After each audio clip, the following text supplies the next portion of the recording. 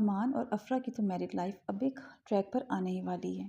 ان دونوں کے درمیان موجود تمام رنجشیں آہستہ امان اور افرا کی تو میرڈ لائف اب ایک ٹریک پر آنے ہی والی ہے۔ ان دونوں کے درمیان موجود تمام رنجشیں آہستہ آہستہ کر کے ختم ہو رہی ہیں اور یہ ایک ہیپی میرڈ لائف کی طرف بڑھ رہے ہیں۔ لیکن دوسری جانب صلہ اور بالاج، کیا ان کی زندگی بھی اسی طرح پرسکون رہے گی یا آنے والا وقت صلہ کو مزید پریشانی سے دوچار کرے گا؟ بڑھتے ہیں اپنے ناول خواب جنون کی اگلی قسط کی جانب۔ صبح سے سوئی ہوئی صلہ کی آنکھ دوپہر 2 بجے کے قریب جا کر کہیں کھلی۔ آنکھیں کافی دیر تک روتے رہنے کی چغلی کھا رہی تھی جبکہ سر گول گول گھوم رہا تھا۔ صبح سے بھوکی تھی اور اب نہ کہا تو کمزوری سے چکر آ رہے تھے۔ پہلے تو ذرا دل نہ چاہا باہر جا کر ان سب کی شکلیں دیکھنے کو، مگر جب پیٹ نے مزید اجازت نہ دی تو دل کڑا کرتی اٹھی بیٹھی۔ وہ کیوں بھلا منہ چھپا کر کمرہ نشین ہوئی رہتی؟ جوتا پہن کر اس نے کمرے کا دروازہ کھولا تو بریانی کی شاندار خوشبو نتنوں سے ٹکرائی۔ غالباً تائی جان نے بریانی پکائی تھی۔ بھوک کچھ مزید چمک اٹھی۔ انا عزت نفس سب کچھ سائڈ پر رکھتی، وہ ہر کسی کو نظر انداز کرتی سیدھا کچن میں گئی۔ چولہے پر ہی دیگچا پڑا تھا۔ اس نے ریک سے پلیٹ اٹھائی اور پلیٹ بھر کر بریانی ڈالنے کے بعد پانی کا گلاس لیا اور باہر کی جانب بڑھی۔ اپنے کمرے سے اسے دیکھتی تائی جان نے اس کی اس حرکت کو نظر انداز کیا کہ صبح سے بھوکی تھی۔ وہ البتہ کالج سے واپس آئی کرن کا ایسا کوئی ارادہ نہ تھا۔ مفت خورے کام چور لوگ پکی پکائی چیزیں دیکھ کر اکڑے بھی ٹوٹ جاتی ہیں۔ چی چی چی صلہ کچن کے دروازے سے باہر نکل رہی تھی جبکہ کرن اندر داخل ہوتی چہرے پر فاتحانہ مسکراہٹ سجائے اسے طنز کرنے سے باز نہ آئی۔ صلہ نے بامشکل ضبط کرتے اس کا یہ طنز ہضم کیا کہ فی الحال نکاحت اور کمزوری اسے مقابلہ کرنے کی اجازت نہیں دے رہے تھے۔ وہ غصیلی نگاہوں سے اسے گھور کر اپنے کمرے کی جانب بڑھی اور کھانا کھا کر اس نے پیٹ کی آگ بجھتی محسوس کی تو بے ساختہ رب کا شکر ادا کرتی وہیں دوبارہ سو گئی کیونکہ اسے اپنا جسم بے جان ہوتا ہوا محسوس ہو رہا تھا۔ صلہ اٹھو صلہ، یار میری طرف تو دیکھو، بتاؤ تو صحیح کہ ہوا کیا ہے؟ صلہ کو دور کسی کھائی سے آوازیں آتی محسوس ہو رہی تھی، ساتھ ہی اسے اپنے بالوں میں ایک لمس محسوس ہو رہا تھا۔ اس نے بڑی دقت سے اپنی جلتی آنکھیں کھول کر دیکھا۔ بالاج اس پر جھکا اس کے بال سے ہلاتوں سے جگا رہا تھا۔ اسے دیکھتے ہی صلہ کی آنکھیں لبالب پانیوں سے بھرنے لگیں۔ آج شام آفس سے واپسی پر ابا نے بالاج کو اپنی دکان پر بلایا تھا، وہ وہیں اسے ابا کی زبانی آج گھر میں ہوئے جھگڑے کا علم ہوا۔ ابا نے اسے کافی دیر تک پاس بٹھا کر بہت کچھ سمجھایا تھا کہ وہ جس مقام پر ہے وہاں اگر بیوی کا ساتھ دے گا تو ماں اس کے خلاف ہو جائے گی، اور اگر غلطی سے بھی اس نے ماں کا ساتھ دیا تو بیوی بدزن ہو جائے گی، اور ساس بہو کی لڑائیاں ازل سے چلتی آ رہی ہیں اور اب تک چلتی رہیں گی۔ اس لیے وہ ساس بہو کے معاملے کو ان دونوں پر چھوڑ دے، گھر کے ہر چھوٹے بڑے معاملے میں دخل اندازی بند کر کے اعتدال کا راستہ اپنائے اور اپنی ذمہ داریاں احسن طریقے سے نبھائے۔ وہ خاموشی سے باپ کی باتیں سنتا رہا تھا کہ ابھی وہ اپنی کسی پریشانی میں مبتلا تھا، لیکن اب صلہ کی حالت دیکھ کر اس کے دل پر ہاتھ پڑا تھا جو بخار میں پھنک رہی تھی۔ اسے دیکھتے ہی صلہ اسے صبح کی ساری بات بتانے لگی۔ بس صلہ یار خاموش ہو جاؤ، مت کرو خود کو ہلکان، تمہاری طبیعت ٹھیک نہیں ہے، چلو اٹھو تمہاری دوائی لے کر آتے ہیں۔ وہ جتنے آنسو صاف کرتی اتنے ہی مزید نکل آتے۔ بالاج نے اسے سہارے سے کھڑا کرتے اس پر چادر اڑائی اور اس کا ہاتھ تھام کر ماں کو بتاتا گھر سے نکل گیا۔ لیکن ڈاکٹر کے پاس چیک اپ کے دوران انہیں جو خبر معلوم ہوئی اس نے ان دونوں کے چہروں پر شگوفے کھلا دیے۔ وہ امید سے تھی، ان کی فیملی مکمل ہونے والی تھی۔ ڈاکٹر نے انہیں ڈھیروں نصیحتوں کے بعد دوائیوں کا پرچہ تھما دیا۔ واپسی پر دونوں بہت خوش تھے اور صلہ کے چہرے پر صبح کی کسی بات کا شائبہ تک نہ تھا۔ ٹھنڈی ہوا کے جھونکے اس کے سر پر جمے آنچل کو اڑا کر پیچھے کی طرف دھکیل رہے تھے جسے وہ ایک ہاتھ سے سختی سے پکڑے بیٹھی تھی۔ بائک روڈ پر فراٹے بھر رہی تھی جبکہ امان کے پیچھے بیٹھی افرا کا بس نہ چل رہا تھا کہ اسے کچا اتباع جائے۔ کیا ہوا ایفی پرنسس، اتنی خاموش کیوں ہو؟ بائک چلاتے امان نے جان بوجھ کر شریر انداز میں اسے پچکارا۔ وہ خاصا میچور شخص تھا لیکن رشتہ بدلتے ہی نہ جانے وہ کیوں افرا کو اتنا تنگ کرنے لگا تھا۔ شاید کہیں نہ کہیں اپنے ان رویوں کا اثر زائل کرنا چاہتا تھا جو انجانے میں ہی سے ہی پر اس نے روا رکھے تھے۔ مجھ سے بات کرنے کی بالکل ضرورت نہیں ہے، جھوٹے مکار ہیں آپ، جھوٹے جھوٹے جھوٹے، امی سے اتنے جھوٹ بولے آپ نے۔ وہ تو پہلے ہی بھری بیٹھی تھی، نہ جانے کس سبب سے ابھی تک خاموش تھی، لیکن امان کی چھیڑخانی پر ہاتھ میں تھاما کلچ پے در پہ امان کے کندھے پر برساتی پھٹ پڑی۔ ارے ارے تم تو پاگل بلی سے ایسے ہی جنگلی بلی بن گئی ہو، اب کیا ایکسیڈنٹ کرواؤ گی؟ وہ اپنے بچاؤ میں ذرا سا جھکا تو بائک ذرا سی لہرائی۔ بائک لہرانے پر افرا اس کے کندھے پر اپنے گرفت مضبوط کرتی سیدھی ہو گئی۔ میں نے کوئی جھوٹ نہیں بولا، اس روز بھی تم نے خود چائے گرا کر میرا نام لگایا تھا امی کے سامنے۔ وہ افرا کے پیچو تاپ کھانے پر ملحوظ ہو رہا تھا۔ وہ غلط فہمی تھی امان، جسے بعد میں نے کلیئر کر دیا تھا۔ کچھ لمحے منہ کھولے شوق میں رہنے کے بعد وہ دانت پیس کر گویا ہوئی۔ تو آج بھی محض غلط فہمی ہی ہوئی تھی، جسے میں نے بھی بعد میں دور کر دیا۔ وہ کندھے اچکاتا اسے چڑھاتے ہوئے حقیقی بات بتا گیا، جس کا یقین نہ کرتے وہ امان کی بینڈ بجانے کا پورا ارادہ بناتی خاموشی سے بیٹھی رہی۔ بائک گھر کے دروازے کے سامنے آ کر رکی تو وہ بنا امان کی جانب دیکھے غصے سے بائک سے اتر کر اندر کی جانب بڑھی۔ ارے گیٹ تو کھول دو! وہ اسے بنا گیٹ کھولے اندر بڑھتا دیکھ کر گویا ہوا۔ خود کھولیں! وہ ایک پل کے لیے رک کر اس کی جانب مڑی اور چبا چبا کر کہتی اسے حیران چھوڑ کر چپاک سے اندر داخل ہوگی۔ اگلے دن سلا بالاج کے آفس جانے سے 1 گھنٹہ پہلے کا الارم لگا کر سوئی اور وقت پہ اسے ناشتہ تیار کر کے دیا۔ وہ الگ بات کہ اس کا اپنا ناشتہ بنانے کے سوا اس نے کسی کو جھوٹے منہ پوچھا تک نہیں۔ بالاج کے ناشتہ کر کے جانے کے بعد وہ پھر سے سو گئی، لیکن یہ حقیقت تھی کہ وہ سارا دن کمرے میں اکیلی بیٹھ کر بھی نہیں گزار سکتی تھی۔ اس نے فرصت سے بیٹھ کر اس چیز پر بہت سوچا اور بالآخر اسی فیصلے پر پہنچی، جب اب یہ گھر اسی کا ہے اور رہنا بھی یہیں پر ہے تو مکمل نہیں تو تھوڑی بہت دلچسپی اسے بھی گھر کے کاموں میں لینی ہی چاہیے۔ گھر والوں سے تھوڑے مراسم بہتر کر لینے چاہیے کہ یہ 1-2 دن کا نہیں بلکہ پوری زندگی کا سوال تھا۔ اسی غرض سے وہ کمرے سے باہر نکلنے لگی۔ رائی جان سبزی کاٹ رہی ہوتی تو وہ ہانڈی بنا لیتی، وہ ہانڈی بنا رہی ہوتی تو وہ خاموشی سے روٹیاں بنانے لگتی، گھر میں بکھیرا پڑا ہوتا تو خاموشی سے وہ سمیٹ دیتی، کچن میں برتن دھونے والے دکھتے تو کھڑے کھڑے انہیں دھو دیتی۔ باقی وہ سوتی جاگتی اب بھی اپنے وقت پر ہی تھی اور گھر والوں سے بات چیت بھی برائے نامی ہوتی۔ البتہ کرن آتی جاتی کوئی نہ کوئی طنز کے تیر اچھال دیتی تھی، جسے کبھی تو وہ ضبط سے نظر انداز کر دیتی اور کبھی اس سے لڑ پڑتی، لیکن یہاں اس نے یہ ایک بات سیکھی کہ وہ لڑنے میں یا زبان درازی میں کبھی ان سے جیت نہیں سکتی تھی، کیونکہ اس مقابلے میں وہ خاصی اناڑی تھی۔ وہ زبان درازی میں ان کے لیول تک جا ہی نہیں سکتی تھی۔ لڑائی میں وہ کہاں کی بات کو کہاں پر جوڑتی کہ اس کے وہم گمان میں بھی نہ ہوتا اور وہ چکرا کر رہ جاتی۔ اسے لگتا کہ اب تک کی زندگی میں اس نے تو کچھ سیکھا ہی نہیں۔ لوگوں کی چالاکیاں اور خود غلط ہو کبھی دوسروں کو پھنسا دینا، یہ کون سی دنیا تھی جس سے وہ اب جا کر آشنا ہوئی تھی۔ کبھی وہ حالات سے دل برداشتہ ہو کر کمرے میں چھپ کر رو پڑتی اور کبھی بالاج کی محبت سبھی دکھ دردوں کا مداوع کر دیتی۔ زندگی شاید اسی کا نام تھا، اور اس کی زندگی کی گاڑی بھی چل کم گھسیٹتی زیادہ جا رہی تھی، اور وہ حالات کی الٹی چلتی تندرتیز ہواؤں میں ابھی سے تھکنے لگی تھی۔ خالہ، خالہ! افرا خالہ کو آوازیں دیتی روتی ہوئی اندر داخل ہوئی، اور خالہ جو ابھی ابھی کچن سے چائے بنا کر نکلی تھی اسے یوں روتا ہوا اپنی جانب بڑھتا دیکھ کر دہل کر کپ وہی رکھتی اس کی جانب بڑھی۔ افرا بچے کیا ہوا؟ امان جو خود گیٹ کھول کر بائک کھڑی کر کے اندر آ رہا تھا، اندر اس کی کارستانیاں دیکھ کر آنکھیں زور سے میچتا ہاتھ بالوں میں پھر کر رہ گیا۔ جب اس نے خالہ کے سامنے لحاظ نہیں رکھا تھا تو پھر افرا سے کیسے توقع کر سکتا تھا؟ خالہ امان نے امی کے سامنے میری اتنی جھوٹی شکایتیں لگائیں، وہ کہتے ہیں میں آپ کو ہر وقت ان کی جھوٹی شکایتیں لگا کر ان کے خلاف بھڑکاتی ہوں۔ خالہ انہوں نے مجھے امی سے اتنی ڈانٹ پڑوائی، اوپر سے اتنا احسان کر کے مجھے لینے گئے کہ میرے پاس وقت نہیں ہے۔ اب پاکستان کے پرائم منسٹر یہ ہیں تو نہیں جو ان کے پاس وقت نہیں ہے۔ وہ خالہ کے گلے لگے سو سو کرتی آنسو بہاتی انہیں امان کی شکایتیں لگا رہی تھی۔ تو کیا غلط کہہ دیا میں نے؟ کر تو تم اب بھی وہی رہی ہو۔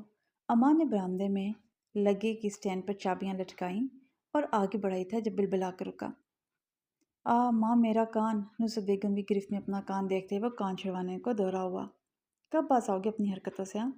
ایسے تھے تو نہیں، پھر یہ سب کیوں کر رہے ہو؟ وہ خاصی سنجیدگی سے گویا ہوئی۔ ماں آپ کی بھانجی کی صحبت کا اثر ہے، اب بچی کے ساتھ بچہ تو بننا ہی پڑے گا نا۔ اس وقت بھی وہ شرارت کرنے سے باز نہیں آیا تھا۔ امان کی بے تکی بات پر خالہ نے اپنی مسکراہٹ ضبط کی، جبکہ افرا غصے سے مٹھیاں بھینچ کر رہ گئی۔ خالہ یہ خود جو بوڑھے ہو گئے ہیں اس لیے میں انہیں بچی دکھائی دے رہی ہوں۔ امان کو دیکھتی وہ دانت پیس کر کہتی خالہ سے مخاطب ہوئی۔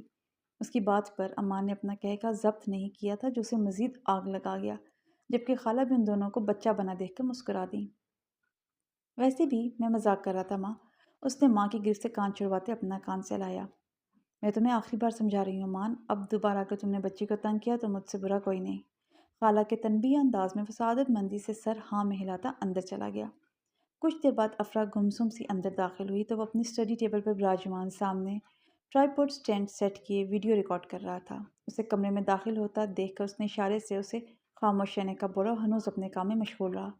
وہ کاؤچ پر بیٹھ کر اسے ہی دیکھنے لگی جو بنا اس کا نوٹس لیے ہنوز اپنے کام میں مشغول تھا۔ وہ باتیں بہت اچھی کرتا تھا اور اپنے اسی ٹیلنٹ کو بروئے کار لاتے وہ موٹیویشنل سپیکنگ پر ویڈیوز بناتا تھا۔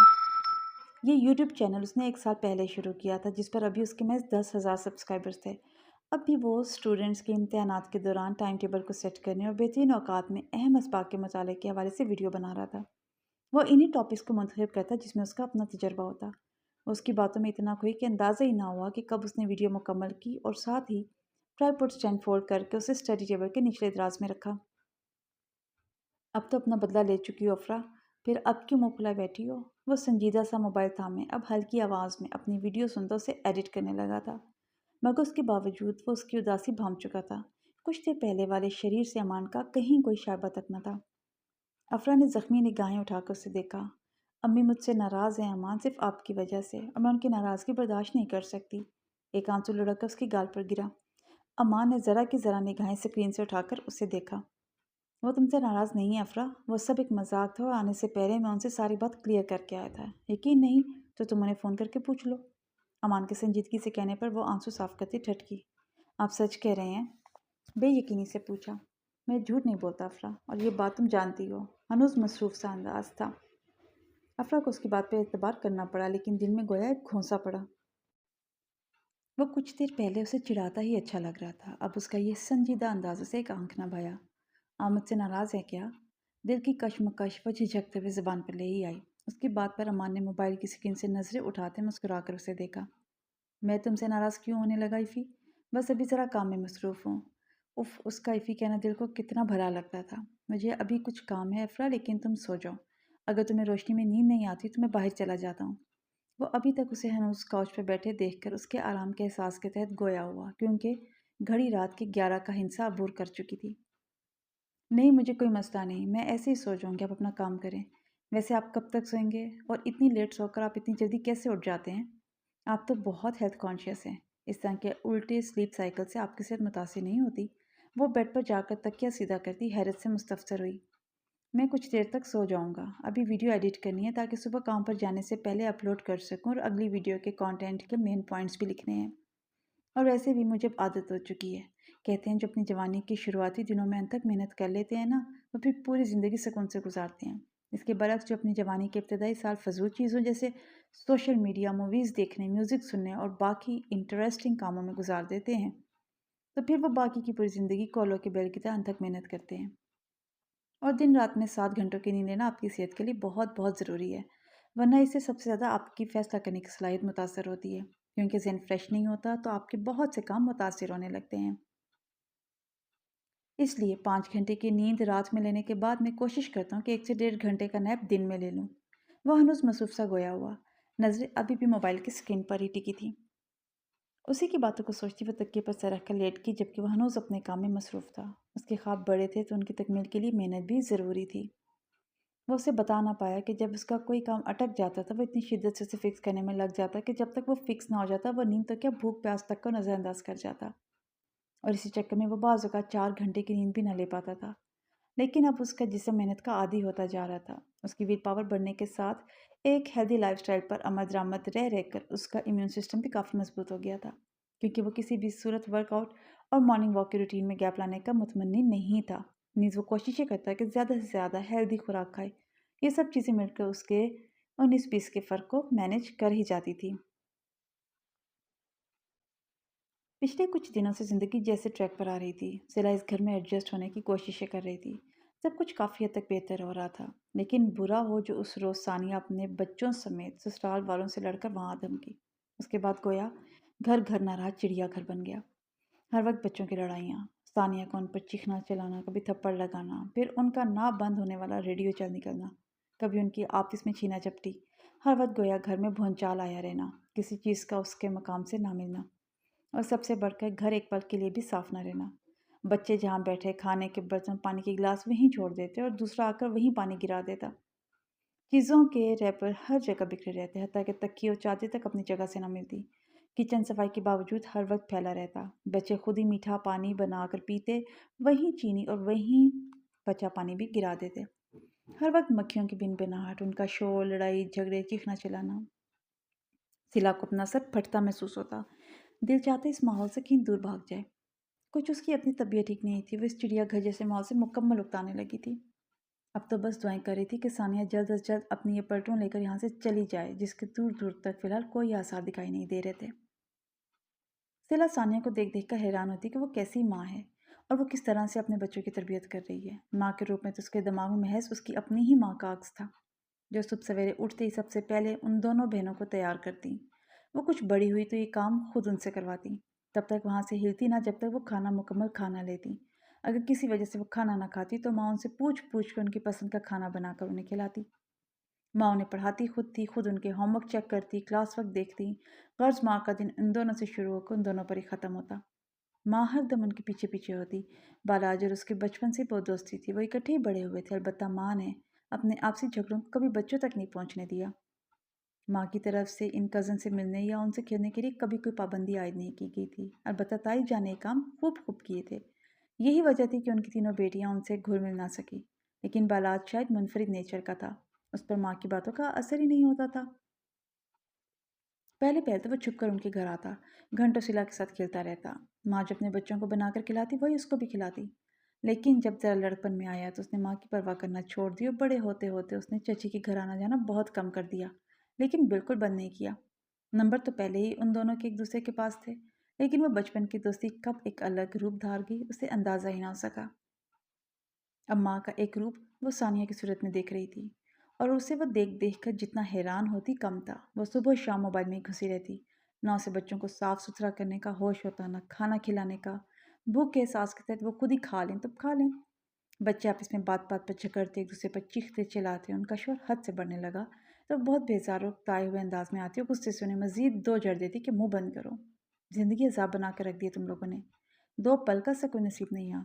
बेगैरत, जैसा बाप वैसी औलाद। मार खाने से वो मजीद रोने लगते तो उन्हें झिंझोड़ कर चुप करवाती। उससे महज तीन ही काम आते थे: पसंद का खा लिया, सारा दिन मोबाइल पर लगी रहो, और मोबाइल चलाते चलाते थक जाओ तो वहीं सो जाओ। उनका रहन सहन देख देख कर सिला को कुफ्त होने लगी थी। वो आज बालात से क्लियर बात करने की ठान चुकी थी। वो ऐसे माहौल में ना खुद रह सकती थी और ना ही अपनी औलाद को यहाँ पागल कर सकती थी।